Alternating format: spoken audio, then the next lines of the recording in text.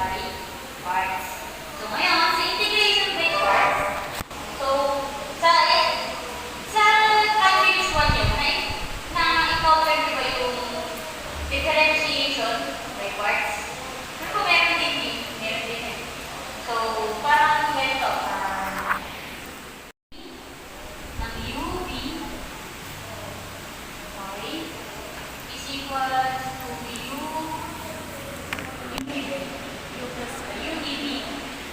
UDV plus VDV. Pasok lang. Ayan. Di ba sa may derivative, meron tayo na ganito? Ang derivative ng UV ay ginagawa natin na UDV plus VDU. Nasanda ko yata dati na ud to VD. Parang yung kasama ng DV is U. Yung kasama ng DU ay V. So, medyo siya, pero hanggang may natatatad ko yung ud. Diba? Ito na ako magtanda dati, random lang, super random. So, ngayon, sa integral, ang mangyayari dyan, parang i-integrate lang natin yan. So, lalagyan natin ang integral ng UDV is equals to integral ng ilan na nga para mas so, magiging UDV, pagkakamarin natin ito sa katokan. So, equal sa magiging UDV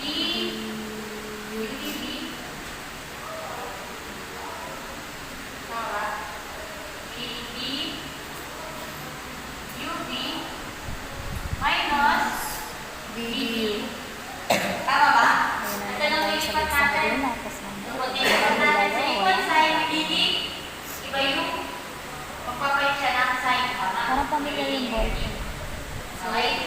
So, gagawin natin yan. Lalagyan lang natin yan ng integral. Integral. Okay. So, ngayon, pag i-integral natin siya, okay? So, ano nangyayari? Diba ito, integral ng UDV is integral ng UDV lang din. Bakit? Kasi kung ang kasama niya is DU, pwede natin siyang i-integral.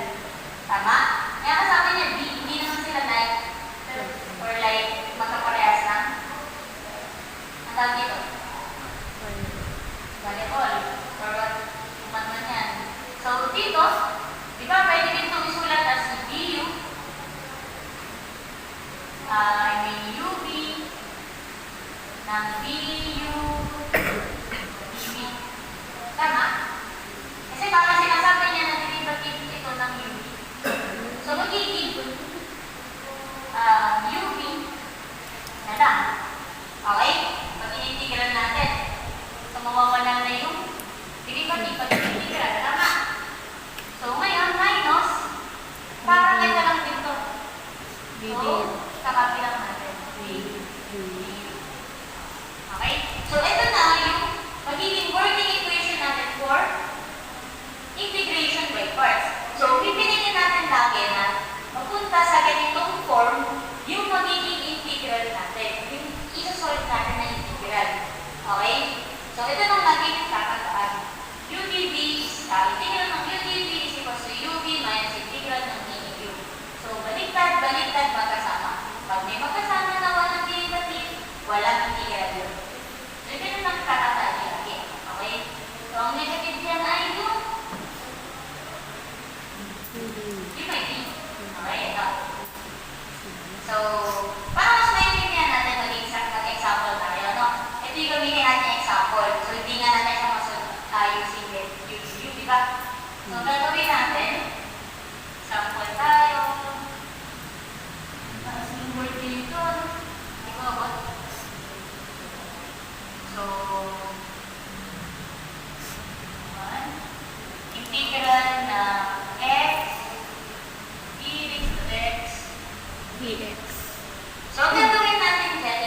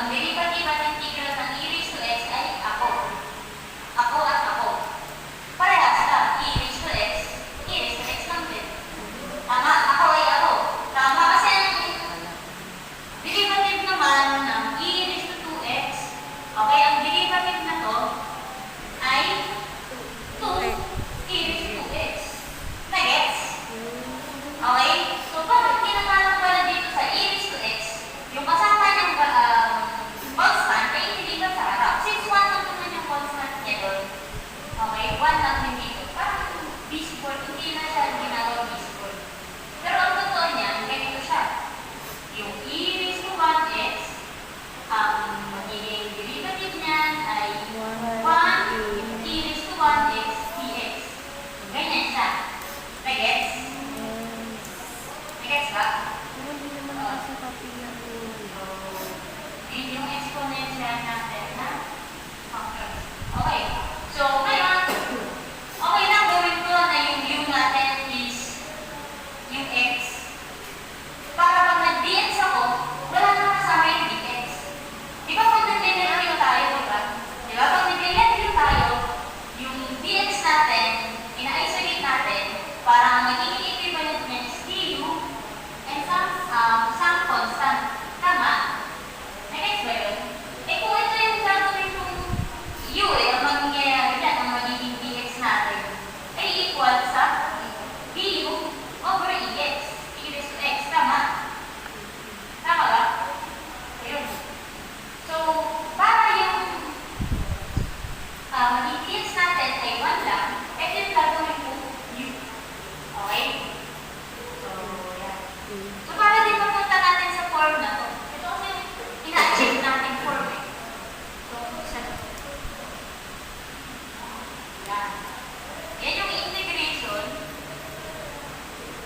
Integration by parts. Or IBP. Intense blood pressure. Okay? So, yung u natin is x. Okay? Ano ba ang derivative ng x? Diba? Is 1. So, magiging dx lang din. Tama? 1 dx. Lagyan natin. Para din naman. So, ngayon, yung b natin is e raised to x. Hindi. Ang gagawin natin, pagka nandito tayo sa b, okay, uusahin natin kunin yung db. So, ang magiging db po natin ngayon is ito. Nag-gets? So, magiging e raised to x dx. Tama? So, ngayon, paano po natin makukuha yung b? Ibabalikan natin. So, para makuha natin yung e raised to x, ano ba yung kailangan natin maging value na to? Okay? Kasi ito naka-derivative na. Ano yung pwede natin gawin b para pag diniderivative natin, is ito yung lalabas. So, parang balik siya. Okay? So, for example, meron tayong b tapos db. Okay? Halimbawa, meron tayong db na 2x. dx. Okay? Pag nireverse natin yung process niya, halimbawa, ito. Ano yung kailangan natin value ng b para maging 2x siya? Kasi derivative. Di ba 2x, x squared? X squared. Tama? So, yung b natin ngayon is x squared. Okay? X squared, derivative ng x squared ay 2x. Yun yung db. Tapos may dx. Tama? Pag sa derivative may dx, diba? Sa integral may plus c. Yun yung kailangan na kasama natin. Ngayon, ito, ano to? Diba, sabi ko, derivative ng ex ay ex lang din. So, ibig sabihin ito ay ex lang din. Nagets ba yun, class? Nagets naman? Yes. Okay, ngayon. So, sa substitute natin, magiging equal siya sa integral na ano yung x natin? U. Tama? Okay? Tapos yung